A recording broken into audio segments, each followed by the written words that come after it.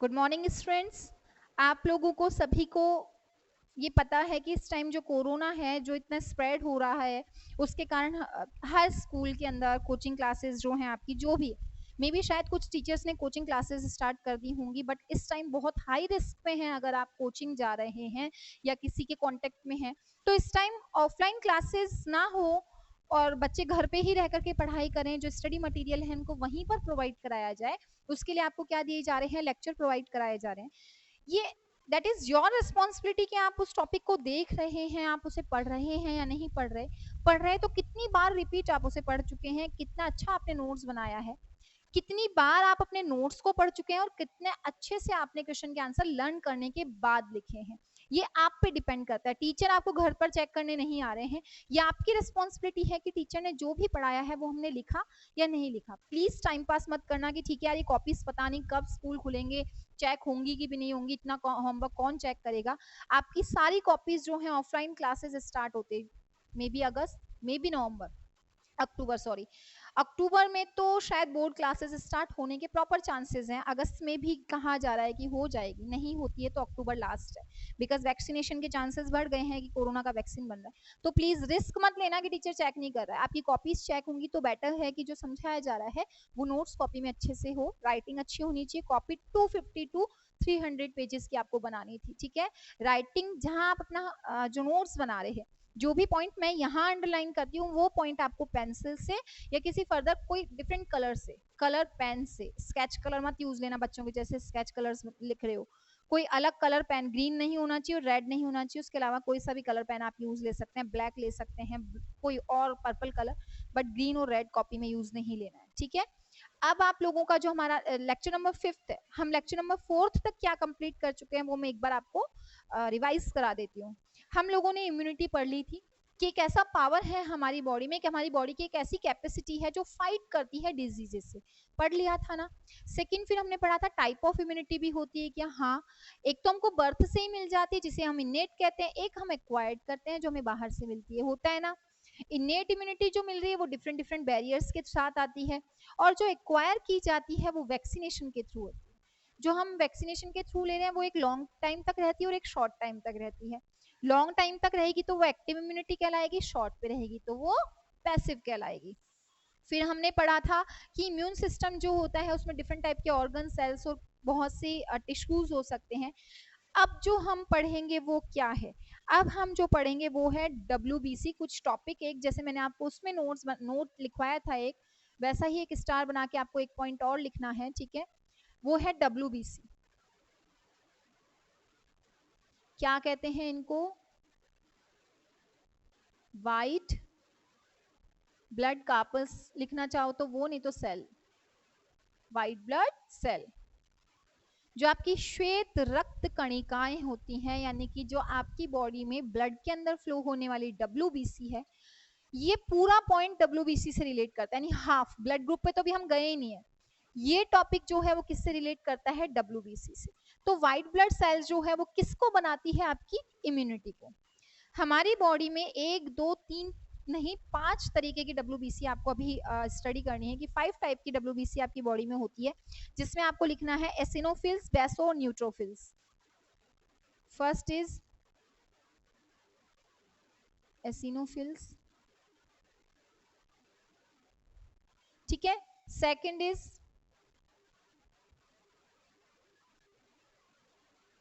Basophil, third is neutrophil,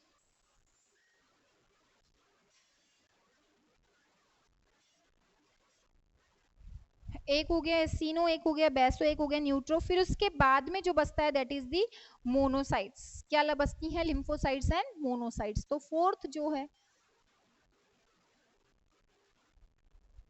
वो है lymphocytes, और फिफ्थ जो है वो है मोनोसाइट्स। ओके, ये 5 थ्योरी नहीं है कहीं कि मैम अभी ये टॉपिक भी पढ़ना पड़ेगा कि नहीं। सिर्फ आपको ये ध्यान रखना है कि जो एसिनोफिल्स और बेसोफिल्स होते हैं, ये दोनों, ये तो किसके लिए होती है, सेवस फ्रॉम एलर्जी, किसी भी चीज की एलर्जी, किसी को छींकने की एलर्जी डस्ट से होती है, किसी को स्किन प्रॉब्लम हो जाती है, धूप में जाते हैं, डस्ट में जाते हैं, तो एलर्जी से जो सेफ रखेंगी वो डब्ल्यूबीसी सेल्स कौन सी हैं, एसिनोफिल्स और बेसोफिल्स, ठीक है। थर्ड आती है न्यूट्रोफिल्स, और थर्ड आएगा आपका न्यूट्रोफिल्स, और उसके बाद में आएगा मोनोफिल्स। क्या काम कर रहे हैं ये दोनों जो हैं, हम लोगों ने जब चैप्टर स्टार्ट किया था तो फैगोसाइट्स पढ़े थे, जो नहीं पढ़े तो मैं आपको आगे जब हम ब्लड ग्रुप वगैरह पढ़ेंगे, जब हम इसमें डब्ल्यूबीसी पढ़ेंगे तब उसमें एक्सप्लेन करूंगी। तो एक आपकी देखिए न्यूट्रो और मोनो जो है ये, तो न्यूट्रो और मोनो ये दोनों जो है ये कैसी है, इन्नेट इम्यूनिटी आपकी,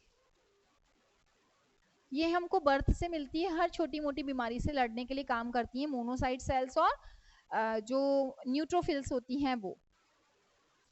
अब लास्ट हमारा बचता है कौन सा, लिम्फोसाइट्स। लिम्फोसाइट्स के अंदर जो लिम्फोसाइट सेल्स होती हैं ये आपकी बॉडी में दो तरीके की होती है, कितने तरीके की, दो तरीके की, ओके। एक होती है बी लिम्फोसाइट और एक होती है टी लिम्फोसाइट्स, बीटा बी और टी। बी लिम्फोसाइट्स और टी लिम्फोसाइट्स जो है, इसमें बी जो है वो तो करती है एंटीबॉडीज का प्रोडक्शन, और जो टी है ये तो क्या करती है, बी तो प्रोड्यूसेस एंटीबॉडीज। बीटा लिम्फोसाइट, जब मैंने आपको प्रोसेस समझाया था तो मैंने क्या बोला था कि एंटीजन के एंटर होते ही बी लिम्फोसाइट्स एक्टिवेट होंगी, तब प्लाज्मा सेल बनेगी और तब जाके एंटीबॉडी बनेगी ताकि इसे किल कर दे, यही समझाया था ना मैंने आपको। तो ये बीटा लिम्फोसाइट्स या बी लिम्फोसाइट्स जो इनका काम ही क्या है, इनका काम है एंटीबॉडीज को प्रिपेयर करना। जबकि जो टी लिम्फोसाइट सेल्स होंगी ना, ये लिम्फोसाइट सेल्स क्या करती हैं, ये होती हैं सीएमआई। सीएमआई का मतलब क्या बताया था मैंने आपको, cell mediated, cell mediated immunity. Cell mediated immunity का मतलब क्या हुआ, सेल खुद मेडिएट यानी बनाएगी जब उसके अंदर कोई इन्फेक्शन जा रहा है या कोई माइक्रो ऑर्गेनिज्म जा रहा है। ये एक सेल है, इस जैसे इंक फिल करते हैं, तो इंक इसके अंदर गई है ना, तो ये खुद ही तो उसको रखेगा ना कि बचाना है कि नहीं बचाना, लिंक इसमें से लीक होनी नहीं होनी, नहीं ना, इसका खुद का काम है। तो ये एक सेल है और सेल के अंदर जो भी माइक्रो ऑर्गेनिज्म जा रहा है वो खुद मेडिएट करेगी खुद की इम्यूनिटी, तो वो तो सीएमआई है और उसमें हेल्प करती है टी लिम्फोसाइट्स। जबकि पूरी बॉडी में अगर कहीं भी माइक्रो ऑर्गेनिज्म आ रहा है और लड़ना है तो कौन सी सेल्स आएंगी, बी लिम्फोसाइट्स, और उनका काम ही सिर्फ क्या होगा, एंटीबॉडीज को प्रोड्यूस करना। तो इसका मतलब हमारी बॉडी के अंदर कितने टाइप की डब्ल्यूबीसी हो गई, व्हाइट ब्लड सेल्स, एसिनो और बेसोफिल्स। इनका काम क्या है, ये आपकी एलर्जिक जितनी भी प्रॉब्लम्स होती हैं, कईयों को बहुत ज्यादा ईचिंग की प्रॉब्लम होती है, जैसे डस्ट में गए तो उनको फेस पे खुजली स्टार्ट हो जाती है, हाथों पे, या डस्टिंग कर रहे हैं तो नोज बहना शुरू हो जाती है, छींक आती है, स्नीजिंग की प्रॉब्लम होती है, और कईयों को धूप से प्रॉब्लम होती है, धूप में गए तो स्किन बिल्कुल रेड हो जाती है। तो वो प्रॉब्लम क्यों है, एलर्जिक प्रॉब्लम है, और वो एलर्जी क्यों है, किससे सेव होगी, बेसो और एसिनोफिल्स। न्यूट्रो और मोनोसाइट सेल्स जो होंगी इनका काम होगा इनेट इम्यूनिटी का, बर्थ में जो बर्थ से जो भी छोटी मोटी बीमारियां होंगी उनमें हेल्प करेंगी ये दोनों। जबकि जो फिफ्थ टाइप की है, जो हमारा फोर्थ पे जो मैंने लिखी है, फिफ्थ टाइप की जो आपकी डब्ल्यूबीसी होगी, इसका काम होगा दो तरीके की सेल बनाना, बी सेल्स और टी सेल्स। बी तो बनाएंगी बॉडी में एंटीबॉडीज को और टी बनाएंगी सेल मेडिएटेड इम्यूनिटी को। आया यहाँ तक समझ में। अब जो है वो क्या है, अब हमारा नेक्स्ट टॉपिक स्टार्ट होगा जो है हमारा एंटीजन और एंटीबॉडीज, जिसमें हम थोड़ा सा भी पढ़ते हैं, फिर हम आपसे नेक्स्ट लेक्चर में इसकी बात करेंगे। अभी तो हम इसमें पढ़ लेते हैं कि एंटीबॉडी बॉडी है क्या, बिकॉज इसकी एक स्ट्रक्चर है जो हम नेक्स्ट लेक्चर में लेंगे।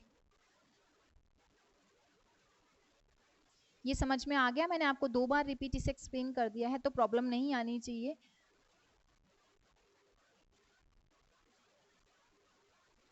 ओके अब है antigen, next topic.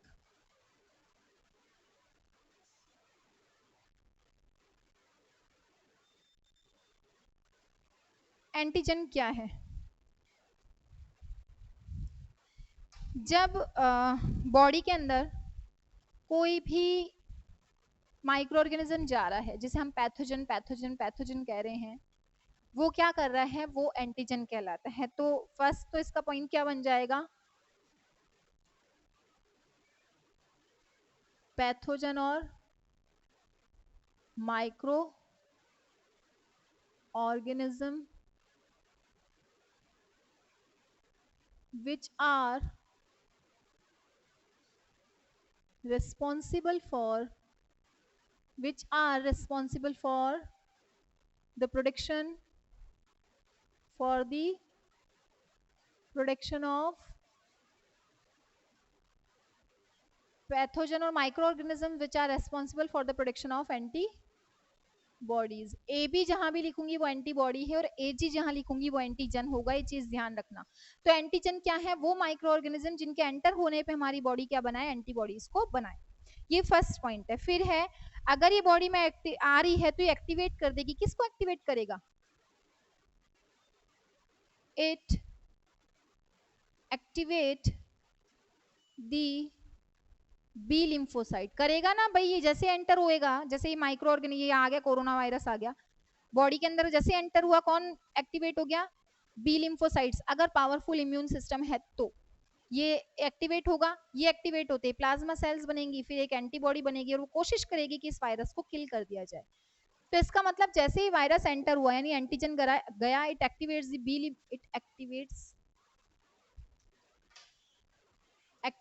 B lymphocytes. ठीक है, क्या करा, बी लिम्फोसाइट्स को एक्टिवेट कर दिया, फिर convert them into plasma cell and convert them into plasma sales.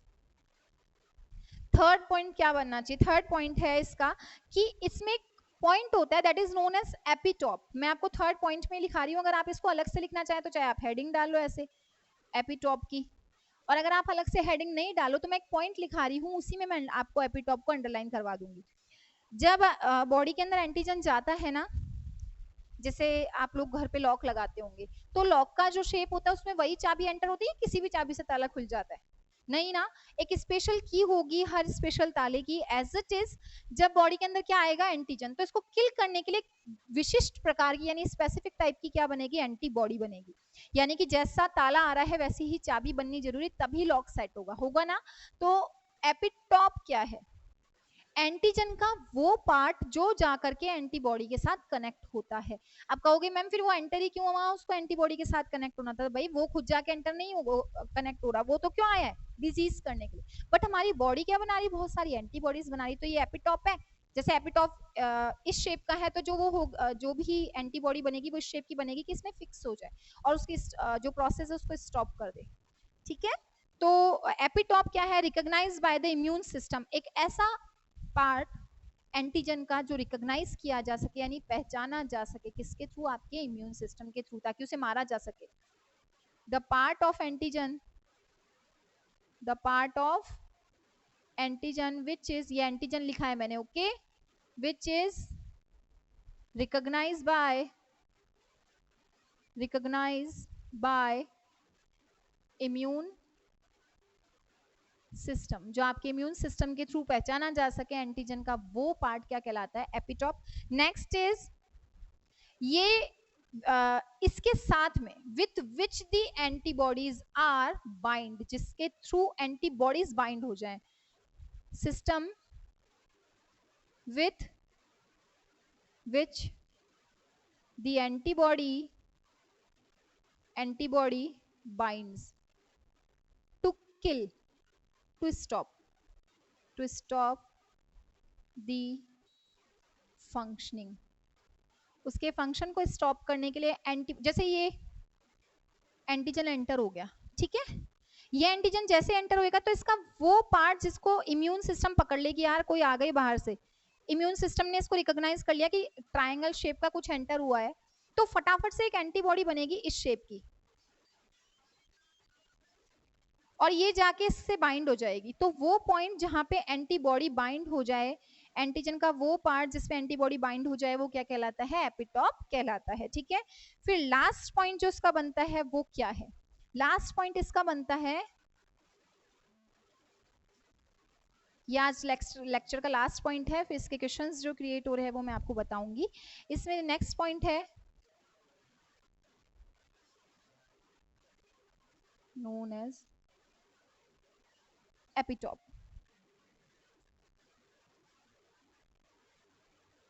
Epitope. फिर fourth point, antigen formed by 6 to 8 amino acids. किससे बनता है? 6 से 8 एमिनो एसिड्स मिलकर इसको बनाते हैं 6000 डेल्टन इन वेट और मोर। इससे ज्यादा भी हो सकता है 6000 डेल्टन से। और लास्ट पॉइंट है, टोटल एपिटॉप जितने भी होंगे, total epitopes on antigen are known as valency of antigen. एक एंटीजन पे कितने एपिटॉप्स हैं, कितने एपिटॉप पे आकर के, जैसे मैं कह दूं कि एक एंटीजन एंटर हुआ है तो 1 2 3 4 5 6 7 7 जगह को एंटीबॉडी पहचान सकती है कि मैं यहाँ जुड़ू कि यहाँ जुड़ू। तो जितने भी पार्ट लेके वो एंटर हुआ जिसपे एंटीबॉडी चिपक सकती है वो एपिटॉप पार्ट उसके वैलेंसी कहलाएंगे। तो इसकी वैलेंसी कितनी है? 7 है। ठीक है, तो ये वैलेंसी ऑफ एंटीजन कहलाएगी। आज के लेक्चर में इतना ही। इसके बाद में मैं इससे रिलेट कुछ क्वेश्चंस आपको बोर्ड पे दे रही हूँ। ये क्वेश्चंस आपको नोट्स कॉपी में नोट्स प्रिपेयर होने के बाद और लर्न करने के बाद लिखने हैं। प्लीज कॉपी मत मारना कि मैम ने जो लिखा है उस लैंग्वेज को एज इट इज लिख लेते हैं, कंप्लीट हो जाएगा। ओके, तो क्वेश्चन फर्स्ट लिखिए आप लोग। फर्स्ट क्वेश्चन क्या होना चाहिए? What is epitope. सेकंड होएगा what is the weight of antigen, उसका वेट कितना होता है एंटीजन का या पैथोजन का, दोनों में से कुछ भी आ सकता है कि पैथोजन का वेट कितना है, एंटीजन का वेट कितना है। तो first is what is epitope, epitope. Second क्या लिखेंगे?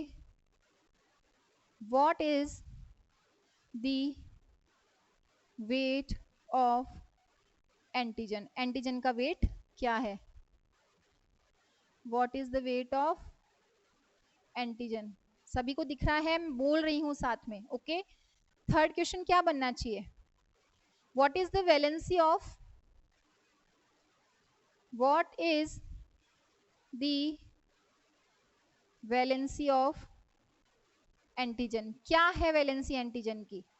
Bonding capacity with antibodies, bonding capacity with antibodies.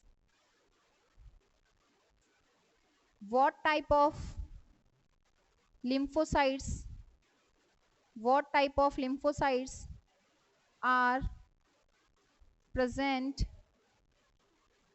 in our body, दोनों बताने हैं। ठीक है, कितने टाइप के लिम्फोसाइट्स वहां प्रेजेंट होते हैं। और लास्ट फिफ्थ क्वेश्चन क्या बनना चाहिए? लिम्फोसाइट्स हो चुके हैं तो अब क्वेश्चन क्या बनना चाहिए? which WBC cure us from allergy. कौन सी WBC जो है हमको एलर्जी से क्योर करती है, बचाती है। तो ये आज के क्वेश्चंस जो लेक्चर कंप्लीट हुए उसके हमने टोटल 5 लेक्चर्स पढ़ लिए हैं चैप्टर नंबर 4 के। बहुत इजी सा टॉपिक है क्योंकि अब जो स्टार्ट होगा वो होगी स्ट्रक्चर ऑफ एंटीबॉडीज और फिर नेक्स्ट टॉपिक जो आएगा वो है ब्लड ग्रुप। ब्लड आप 9th में भी पढ़ चुके हैं बिकॉज आपका कोर्स चेंज नहीं हुआ है, अभी 10th में आपको RBSC पढ़नी है। RBSC के अंदर आप 9th में भी ये टॉपिक पढ़ चुके हैं। तो जो नेक्स्ट होगा वो थोड़ा सा पढ़ा हुआ होगा और वैसे भी बायो थोड़ी सी, ज्यादातर बच्चों को बायो इंटरेस्टिंग लगती है। तो प्लीज ये नोट्स प्रिपेयर करने के बाद में क्वेश्चंस कॉपी में अच्छे से राइटिंग में लिखने हैं। कलरफुल पेन यूज लेने हैं, स्केच कलर यूज मत लेना कॉपी में। कॉपीज अच्छी होनी चाहिए। तब तक के लिए आप घर पे रहिए, सेफ रहिए। Thank you.